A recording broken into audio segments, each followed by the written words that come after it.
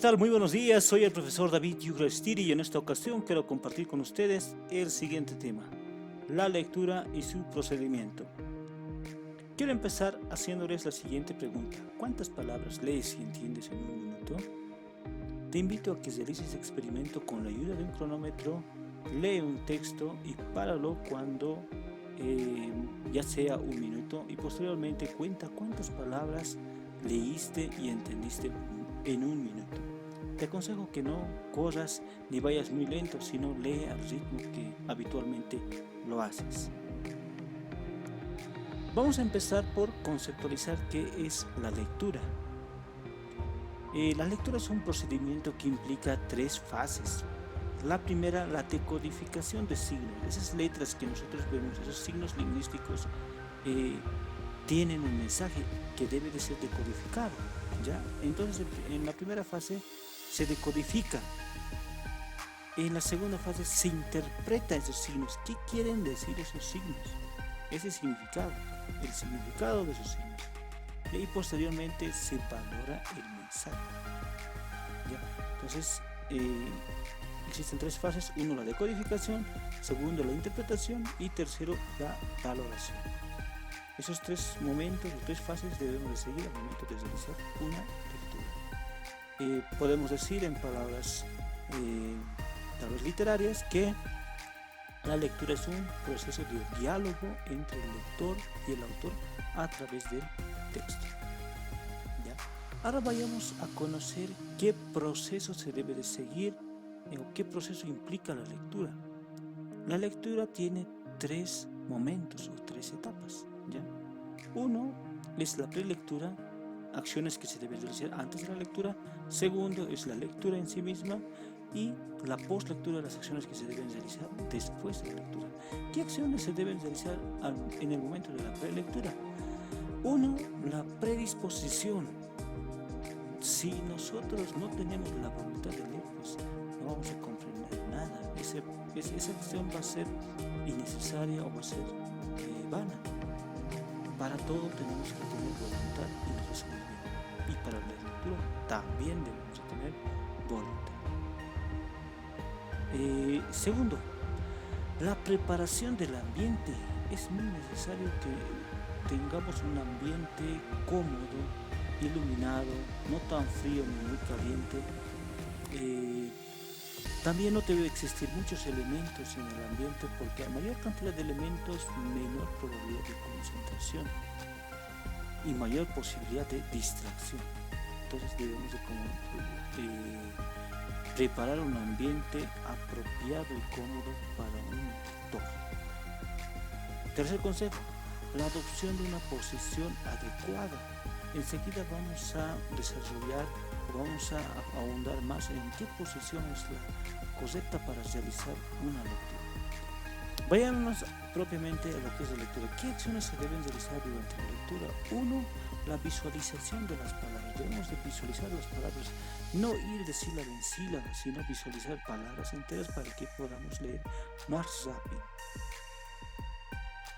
Dos, la anticipación. Existen con un conjunto de palabras que habitualmente siempre van juntas, como modelo educativo sociocomunitario productivo en Bolivia, ¿no? Modelo educativo sociocomunitario productivo. Basta leer las dos primeras palabras y ya nos podemos anticipar a las tres que siguen. Estado plurinacional de Bolivia, unidad educativa, tantos. Entonces ya nos podemos anticipar a lo que viene, a lo que son las siguientes palabras. Entonces en ese caso tenemos que anticiparnos y ganamos mayor tiempo, ¿no? Mayor tiempo en la lectura. Como consejo 3 tenemos el uso de pausas. Al hablar necesariamente requerimos hacer pausas. Lo mismo al escribir, ¿no? Tenemos que colocar, marcamos con comas, punto y comas, punto seguido, punto aparte. Usamos los signos de puntuación, y el lector tenemos que consultar el diccionario y conocer el significado de esa palabra.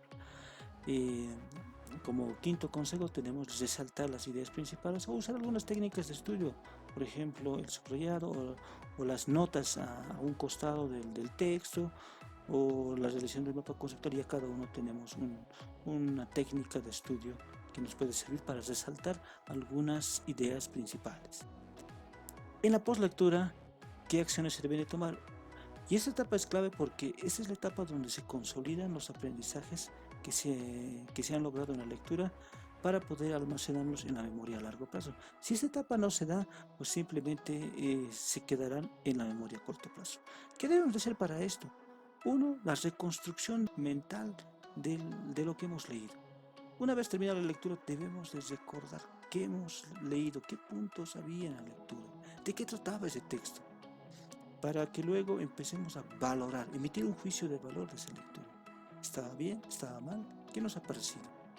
Y finalmente, compartir lo que hemos leído con alguien, puede ser con algún familiar.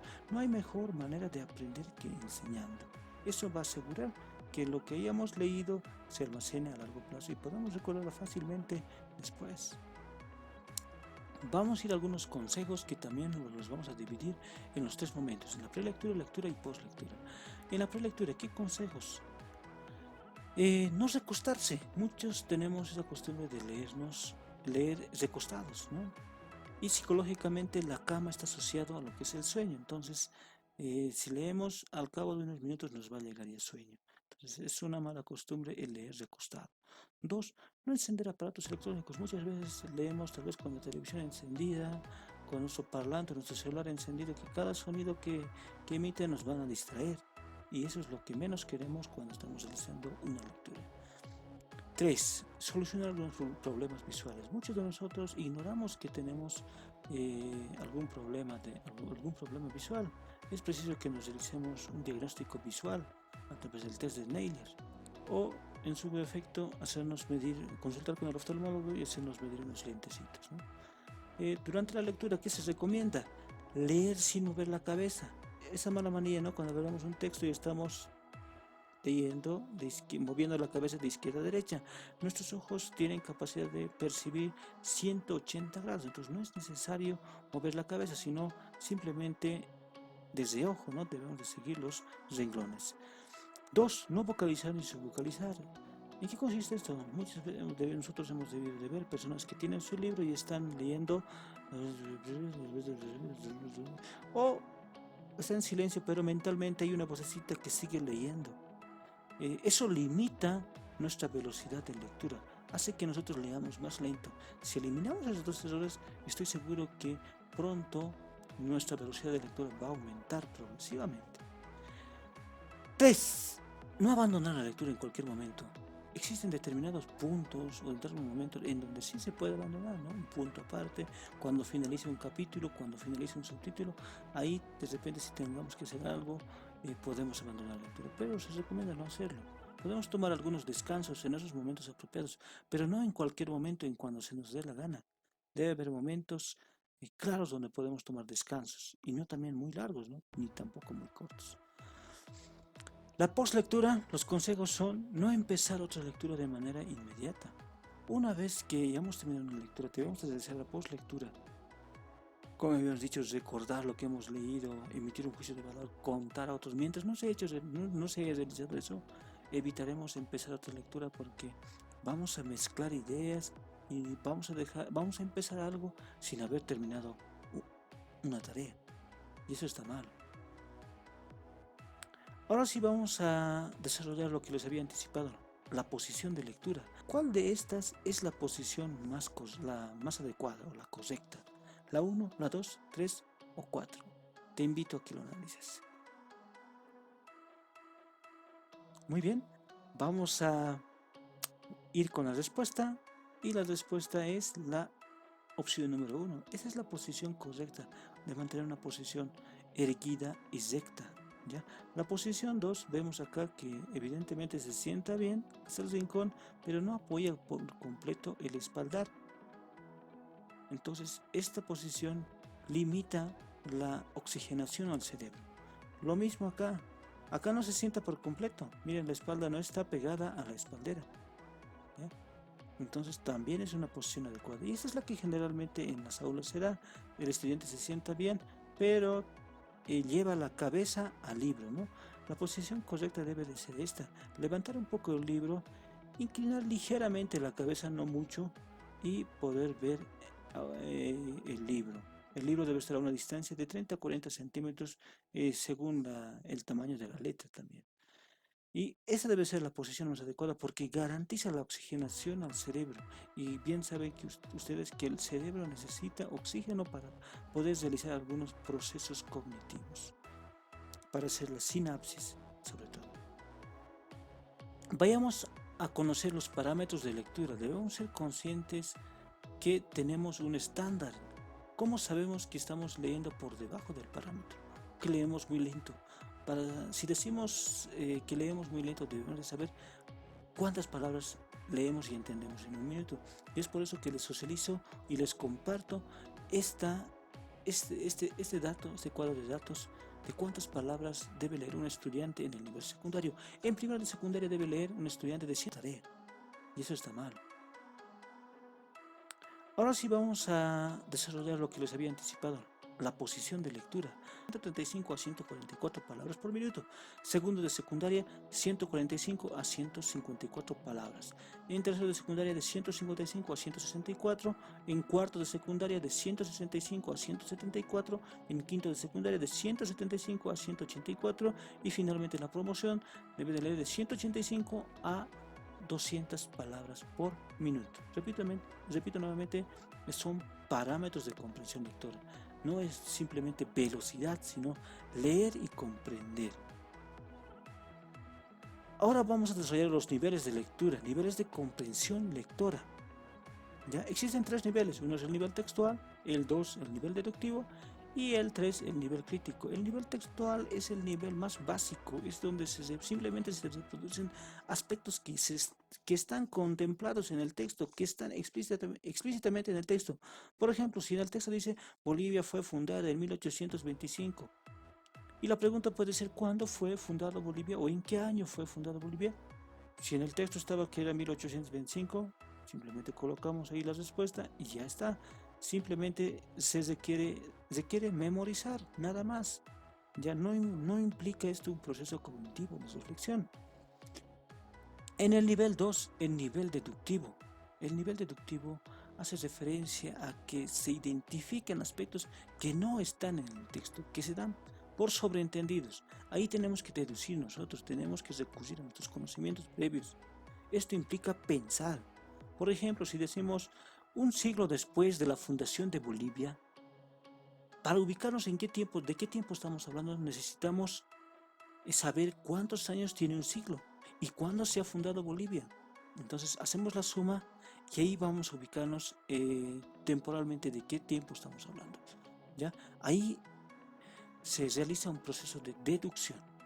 Finalmente, el nivel crítico, ahí es el nivel máximo donde podemos realizar la expresión o la valoración de un texto. Ahí podemos alimentar, podemos refutar o podemos debatir con el autor de un texto. No vamos a podemos tener mil cosas que argumentar, que aumentar, que profundizar o que refutar. Entonces, en este nivel se hace eso, se hace la valoración del texto. No simplemente dice me ha gustado o no me ha gustado, sino me ha gustado, pero ¿por qué? ¿Te ha gustado totalmente? Puede ser que no. ¿Ya? Entonces, en este nivel se ahondan esos aspectos. De esta manera hemos finalizado con este tema. Espero que te haya gustado. Pero para fortalecer nuestros conocimientos, te invito a que realices la siguiente actividad. Y esto es, 1. Prepara tu ambiente de estudio. Como habíamos dicho, no tiene que haber muchos elementos y debe de ser cómodo para el lector. 2. La segunda actividad es de que leas el cuento de La Rosa y el Sapo. ¿Ya? Y a partir de esa lectura, quiero que reflexiones o quiero que respondas a las siguientes preguntas. 1. ¿De qué color era la rosa? Por si acaso es una pregunta de nivel textual, quiere decir que las respuestas están en el mismo cuento. La pregunta número 2 es, si el sapo no se hubiese ido, ¿la rosa seguiría bella? Si no, ¿por qué? Es una pregunta de nivel deductivo. Y finalmente, la pregunta número 3 que dice, ¿cuál es el mensaje del texto? Una pregunta de nivel crítico. Te invito a que respondas estas preguntas, el cuento lo vamos a dejar en un link ahí debajo, o puedes también buscarlo por el internet. Espero que te haya gustado el tema. Muchas gracias por acompañarme y hasta otra oportunidad.